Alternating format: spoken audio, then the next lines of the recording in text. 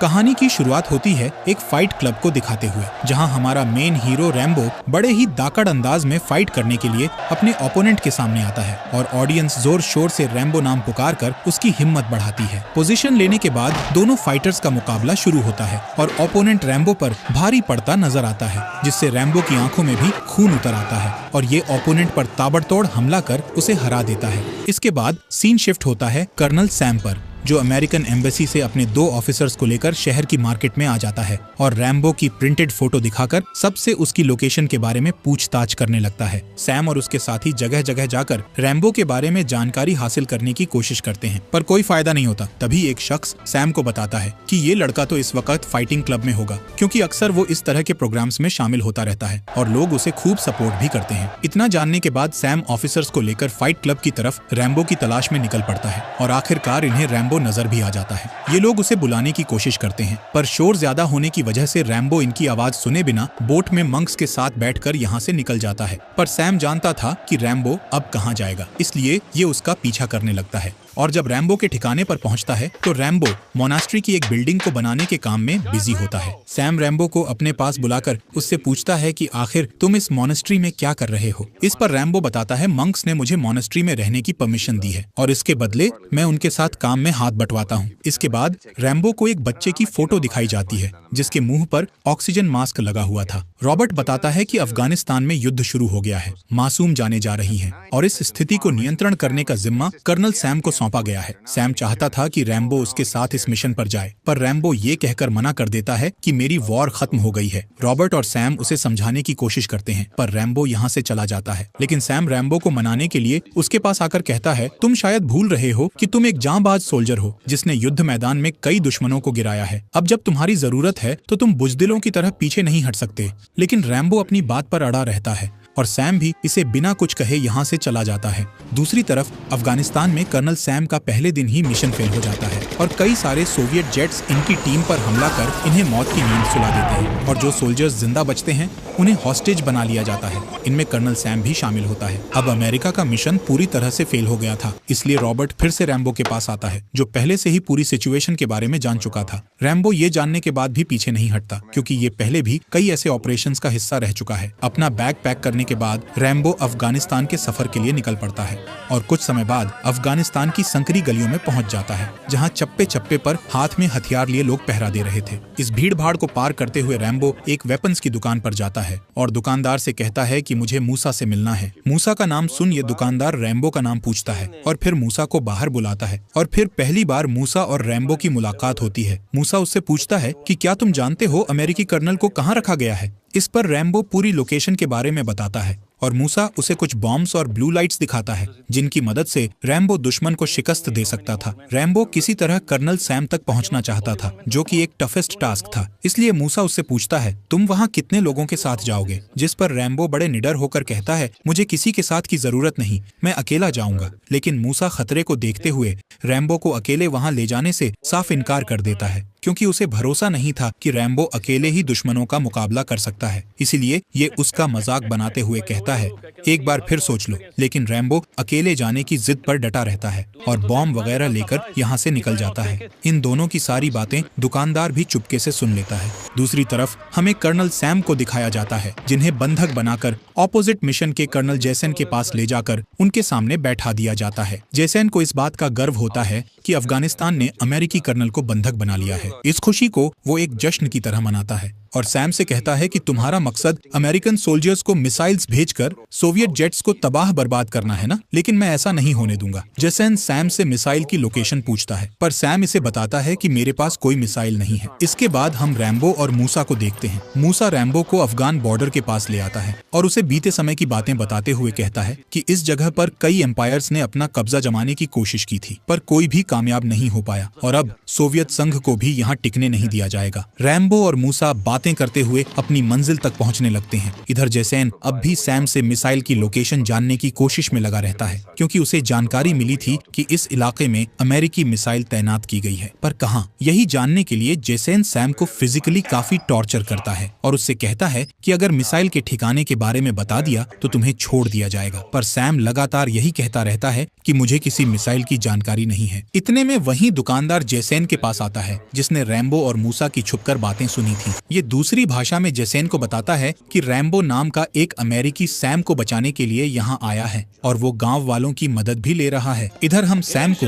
मूसा के साथ आगे ऊंचे नीचे पहाड़ों को पार करते हुए देखते हैं और मूसा रैम्बो को एक रिबेल गांव में ले जाता है और यहाँ के लोगों के साथ तरकीब बनाने लगता है कि सोवियत फोर्ट में कैसे एंटर करके सैम को बचाया जा सकता है। रैम्बो लोकेशन बताते हुए कहता है कि मुझे सिर्फ 4 लोगों की जरूरत है। हालांकि गांव वाले भी वहां जाने से डर रहे थे, इसलिए रैम्बो अकेले ही जाने का फैसला करता है। लेकिन रैम्बो को अकेला भेजना भी सही नहीं था, इसलिए गांव वाले इससे सोच विचार करने के लिए थोड़ा टाइम मांगते हैं। इसके बाद रैम्बो इन लोगों के साथ एक लोकल गेम खेलने लगता है और इसके शानदार खेल को देख सब लोग इससे काफी खुश होते हैं। पर कुछ ही मिनट में ये खुशी दुख में बदल जाती है, क्योंकि जैसेन इन पर एयरक्राफ्ट से फायरिंग कर देता है और बम धमाकों की वजह से कई लोग मारे जाते हैं। ये देख रैम्बो किसी तरह बचता बचाता फायरिंग गन के पास जाकर जैसेन पर फायरिंग कर छुप जाता है। जैसेन हर तरफ रैम्बो को ढूंढने की कोशिश करता है, पर उसे रैम्बो कहीं नजर नहीं आता, इसलिए ये यहाँ से रवाना हो जाता है। सब कुछ तबाह बर्बाद देख अब रैम्बो अकेले ही जाने का फैसला करता है। पर तभी हमीद नाम का बच्चा आकर रैम्बो से कहता है कि मेरी फैमिली मारी गई है, तुम मुझे भी अपने साथ ले चलो, मैं दुश्मनों से बदला लूंगा। लेकिन रैम्बो इसे साथ ले जाने से मना कर देता है और जब मूसा के साथ तारों को पार कर रहा होता है तो हमीद भी इन्हें फॉलो करते हुए यहाँ आ जाता है और रैम्बो के लाख मना करने के बाद भी इन्हीं के साथ आगे बढ़ता रहता है और रैम्बो को बताता है कि ये इलाका मुझसे बेहतर कोई नहीं जानता है। ये सुन रैम्बो भी हमीद को अपने साथ ही रख लेता है और जाली के दरवाजे को काटते हुए सुरक्षित आगे बढ़ता है।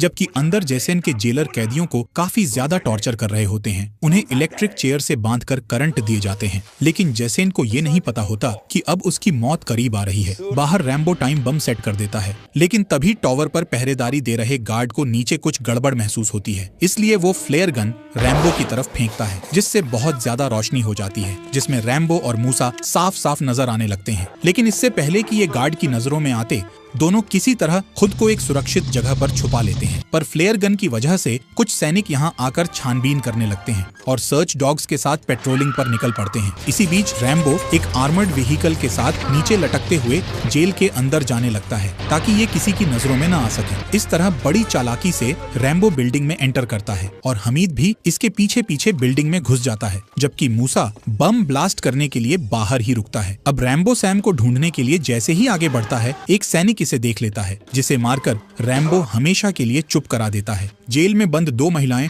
रैम्बो को आगे का रास्ता बताती हैं और जब रैम्बो कमरे में झांक कर देखता है तो अंदर कर्नल सैम मौजूद होता है। रैम्बो लॉक खोलने की कोशिश कर ही रहा होता है कि इतने में एक सैनिक आकर उस पर बंदूक तान देता है। खुद को और हमीद को बचाने के लिए रैम्बो दूर से ही चाकू फेंककर उसे मौत के घाट उतार देता है। इसके बाद से तो कई सारे सैनिक आकर रैम्बो और हमीद पर फायरिंग करना शुरू कर देते हैं और रैम्बो भी शूट करते हुए ऊपर चला जाता है और कई सैनिकों को ढेर कर देता है और फिर हमीद के साथ आगे बढ़ता रहता है। इधर बाहर मूसा सैनिकों का ध्यान भटकाने के लिए बम धमाके करना शुरू कर देता है, जिस कारण कई सैनिक मारे जाते हैं, जबकि अंदर रैम्बो अब भी लड़ रहा होता है और इस हमले में रैम्बो के शरीर में एक लकड़ी का टुकड़ा घुस जाता है, जिसे निकालने की रैम्बो पूरी कोशिश करता है, पर कोई फायदा नहीं होता। दूसरी तरफ मूसा ने बम धमाकों से हालात को काफी खतरनाक बना दिया था। सैनिक भी मारे जा रहे थे और ये सब कर कौन रहा है, ये किसी को समझ नहीं आ रहा था, इसलिए काफी सैनिक जान बचाने के लिए डेंजर जोन में चले जाते हैं। इधर रैम्बो हमीद, जिसके पैर में गोली लग गई है, उसे कंधे पर लेकर आगे बढ़ता है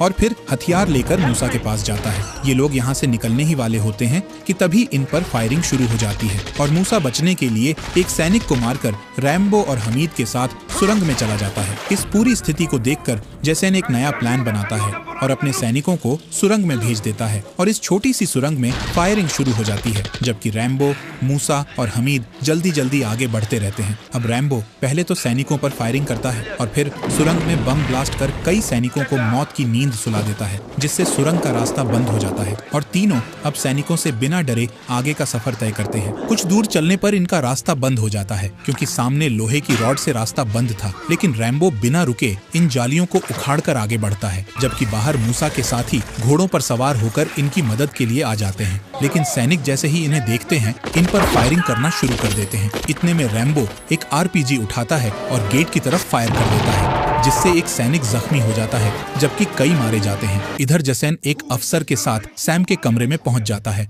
और सैम को टॉर्चर करते हुए पूछता है कि आखिर तुम्हें बचाने के लिए किसने इतना खतरनाक हमला किया है, लेकिन सैम इसे कुछ नहीं बताता। रैम्बो मूसा और हमीद को लेकर एक गुफा में कुछ देर के लिए छुप जाता है और मूसा उसे फर्स्ट एड देता है। लेकिन इस जख्मी हालत में भी रैम्बो फैसला करता है कि जो उसने शुरू किया है वो खत्म करके ही दम लेगा। ये सुन मूसा कहता है कि इतनी खतरनाक लड़ाई का सामना तुम अकेले नहीं कर पाओगे, इसलिए इसे यहीं पर खत्म कर देना बेहतर है। लेकिन रैम्बो ने तो कभी हालातों से डरकर भागना सीखा ही नहीं था, इसलिए ये वापस जाने लगता है। हालांकि हमीद भी उसके साथ जाना चाहता था, पर उसकी जख्मी हालत के चलते रैम्बो उसे मूसा के पास ही छोड़ जाता है और साथ ही नेक पीस देते हुए कहता है कि मैं जरूर वापस आऊंगा। रैम्बो जब अपने जख्म पर नजर डालता है तो अब भी उसके शरीर में लकड़ी का टुकड़ा फंसा हुआ होता है, जिसने एक गहरे जख्म को जन्म दे दिया था। लकड़ी का टुकड़ा बाहर नहीं निकल रहा था, इसलिए रैम्बो इसे शरीर के और अंदर कर देता है और जख्म पर बारूद डालकर उसे जला देता है और बहुत ही हिम्मत से उस दर्द को बर्दाश्त करता है। अगली सुबह जैसन रैम्बो को ढूंढने के लिए गुफाओं में सर्च ऑपरेशन चलाता है